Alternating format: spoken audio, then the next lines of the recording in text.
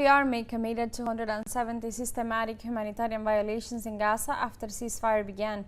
Palestinian authorities claimed that Israel was violating humanitarian agreements and urged mediators to force Tel Aviv to abide by the terms of the pact. Last week, more than 90 people were killed and 822 others injured by Israeli attacks since the beginning of the ceasefire. In addition, 2 more citizens were killed by bombs buried in rubble and 24 died as a result of injuries sustained during the aggression.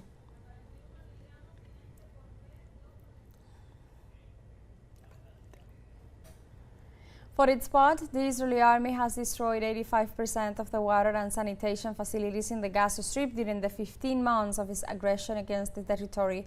The Palestinian government warned that as a result of this situation, the coastal enclave is suffering a serious crisis in the sector, which is home to more than 2 million people.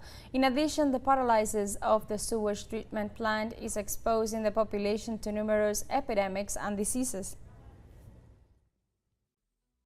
The Israeli occupation forces have intensified their incursions into the occupied Palestinian territory of the West Bank, killing more than 70 people in 2025 alone. The city of Tulkarem and the surrounding refugee camps have been the target of Zionist attacks for 18 consecutive days, causing extensive material damage and heavy losses. The United Nations organization revealed that at least 40,000 Palestinians have been forced to leave their homes since the beginning of 2025 as a result of the Israeli bombardment and siege. In this context, the governor of the neighboring city of Jenin, Muhammad Jahar, denounced illegal detentions and said that the damage caused by the Israeli bulldozers in the last 3 years is estimated at more than $3 billion. The President of Mexico, Claudia Sheinbaum, called on the U.S. government to take greater responsibility in tackling drug trafficking. Sheinbaum assured that the issue is not solely a Mexican problem, but it involves U.S. criminal organizations responsible for the distribution of drugs.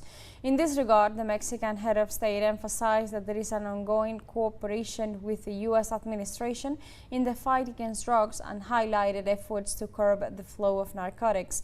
Additionally, Sheinbaum addressed the issue of arms trafficking from Washington to Mexico, noting that she and former President Trump are working together to reduce crime rates. The government of Venezuela dismantled on Thursday a new conspiratorial plan of the extreme right wing with terrorist operations financed by the United States Agency for International Development, USAID.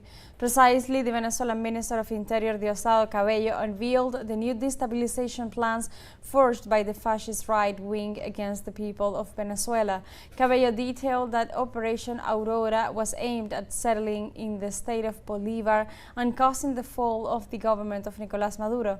The authorities investigated and succeeded in dismantling the terrorist groups of the so-called Operation Gold, which aimed to destabilize and damage military units in Venezuela.